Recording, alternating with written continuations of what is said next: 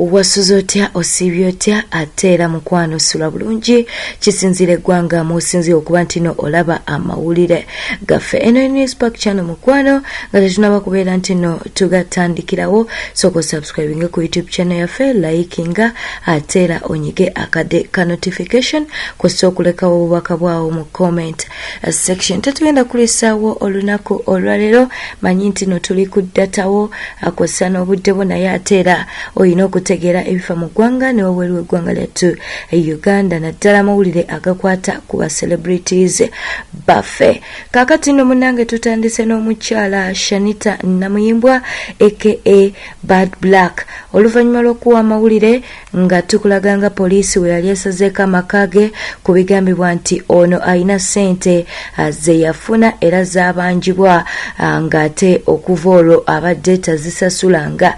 Twakugambye nti Badblak gwe tulinda okuba nti avaayo abeere nti ayogera ku nsonga zino nga bw'omanyi nti Badblak abamu bagamba tasobya, Badblak tadisappointinga. Munnange twabadde tuli awo nga Badblak asonze ku mukutu gwe ogwa Facebook n'abaako obubaka bwateekayo. Yavuddeyo n'agamba nti poliisi weekuyita munnange olina okugenda ku poliisi okuba nti no weeripotinga. Era n'agamba nti mwe ababadde bagamba mbw agenda mu kkomera simanyi bagenda kumusiba. Yagambye nti natambudde bulungi negenda ku poliisi neeripotinga nenkola ne statement. Kati tusooke tubeere nga tukuwa Badblak ate era tubeere nti no tukomawo ku nsonga y'emu. Bannange mujebaleko abantu mwenna njagala bakakanya mubeere bakaka munyo indi fine just ate njagala abantu gwe omuntu wa bulijjo mwenna njagala muyiga amateeka. Once the police summons you negamba nti ekwetaaga tewandika ku summon misango kali police nabadde nina okugenda okwereportinga and nvuddeyo bulungi nnyo.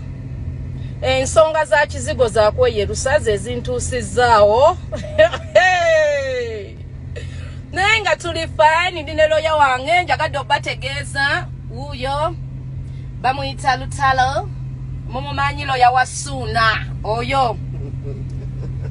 So but I'm very fine, I'm home, and I have reported myself to police. Yes. Low, I prefer even omuntu okumpabira ku police than okutwalira amateeka mu ngalo. So we are doing well, I'm fine. Badblak okusinzira ku screenshot eyo yavuddeyo n'agamba nti munnange omukyala kituufu yampa ssente naye ssente ze yampa nti nomulogere omwami we. Ani yamugamba nti no nze ndi musawo Muganda? Ani yamugamba nti no nze ndi mulogo? Nange we yampa ssente nenzirya. Lala bagamba nti Badblak atadisappointinga, Badblak atasobya ata era ndowooza muli batuufu. Ng'ovudde ku screenshot eyo ate era Badblak yataddeyo post endala n'agamba nti bannayuganda basinga muli basiru nnyo, most Ugandans are fools. Bw'ati bwe yavuddeyo n'alyoka agamba n'agamba nti ye talina budde bwakuba nti no yennyonnyolako. N'agamba nti omuntu nga tannaba kuba nti adiiringa naye ayina okukola research okitegeera nga tonajja mu kabokisi ke sooka okole okunoonyereza okumala.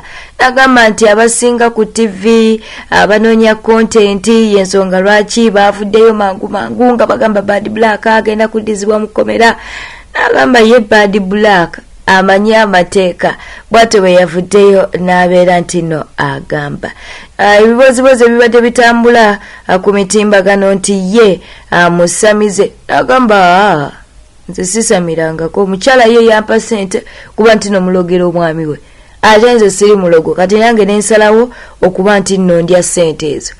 Screenshot mukwano yeeyo okusinziira ku Badblak bwobwo obubaka bwe yataddeyo nga tonaba kuba nti n'ogenda mu kabokisi ke sooka okole okunoonyereza. Bwe bityo bwe biri. Eyo nga tuvuddeyo Frank Gashumba avuddeyo n'atabuka agambye nti abiraba ku mutimbagano ngalo ya male mabirizi bwe yamuyise agende mu kooti ono avuddeyo n'agamba nti Male Mabirizi talina buyinza bw'omulagira kuba nti no agenda okweripootinga mu kkooti. N'agamba nti kkooti yeyina obuyinza okumuyita era bw'eneeba emuyise ajja kubeera nga agendayo. Okitegedde nno mukwano. N'agamba nti ye Male Mabirizi mu ggwanga lyattu Uganda akola ng'ani okuba nti no buli musango yagubuukira Franka Gashumba Atabuuse yayombye. Nabaako n'obubaka bwe yayogedde mujjukira obubaka bwe yavaayo n'ateekayo mu mwaka gwa 2019 ng'agezaako okuba nti no avumirira ekikolwa kya mukwano gwe Pastor Lozias Bujingo.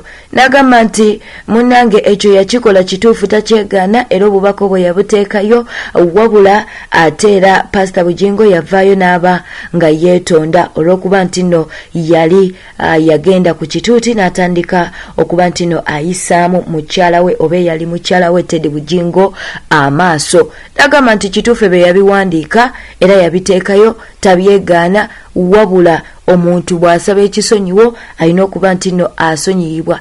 Obulo n'agambye nti ekyamale Mabirizi okutwala Pastor Bujingo mu kkooti kya bwereere kubanga ssaawa yonna omusango bajja kubeera nga bagusinga, naye ekyokumuyita nga Male Mabirizi yamuyita tajja kulabikako, alinda kkooti yeeba emuyita. Katubeere nga tumukuwa mukwano. Siitibwako mu kkooti. Ekyokubiri, ekitongole kyokka ekisobola okunsamoninga mu Uganda kkooti si muntu. Ekya mujje komedi mu nsonga zino. Bannayuganda balina ebizibu ebibaluma.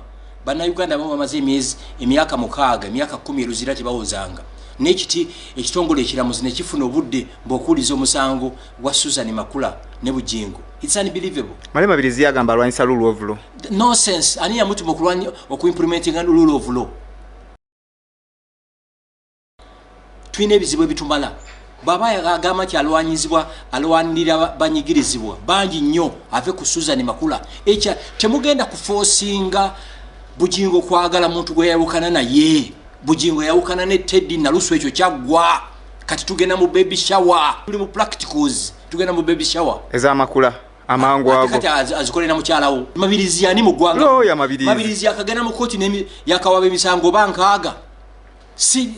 Someone must do a DNA ono Mabirizi. Mabirizi nze mumanyi personally.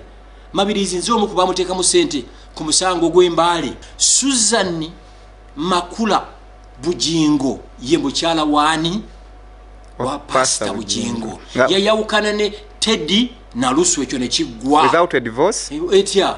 Koti tenabakkiriza kwawukana. Bebali bebegattanga nga tebanababagata koti yalimu. Bapasita bana abawalampa Bujingo abamu balina n'amasabo, abamu balina abakazi bana.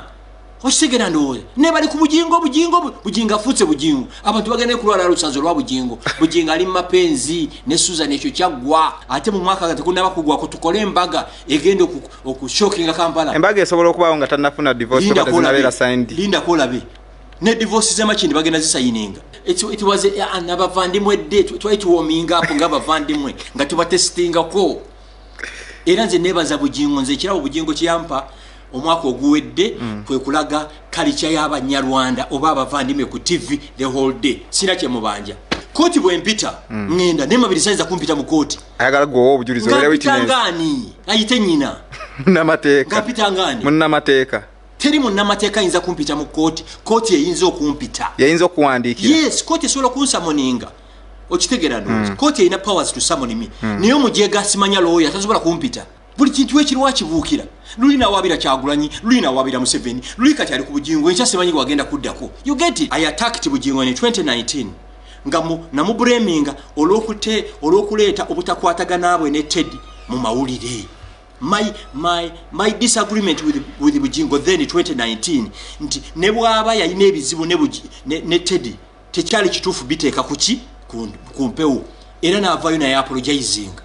Kati oba omusajja avudde naye apologizing n'ataddamu kubyogera kuba omwagaza aki. Ndagaayo awantu wamu weŋŋambira omuntu nti abantu baleke kwawukana. Show me. Ate Bujingo yamaze ejjoogo mu bakazi bano abajooga abasajja. Muloko oyina kana akaweta ojooga omusajja. Bujingo yasetinze president. Omukazi bw'akujooga n'ayitawo n'akujooga sikamu maaso ofune omulala. Bwetutambudde webale kwekumira ku News Park channel. Eno echannel yoka wena okujja amawulire agakwata ku ba celebrities bo. Ate era mukwano twagala obeere ntino olekawo bakabwawo mu comment section. Likinga video eno. Ate era mukwano subscribing eri gwata nabakuba ntino kikola kwesana okunyiga akade ka notification. Wala wasinzo okuba ntino laba amawulire gaffe tukubuuzaako mu ngeri ey'enjawulo. Beera bulungi welaba wekumire kweno yoka ka notification wokalaba ng'omanya nti tulina amawulire getutaddeyo okoonako bukonyi ne babeera nga bakuleeta direct ku mawulire gano. Beera bulungi welaba tukwagala nnyo.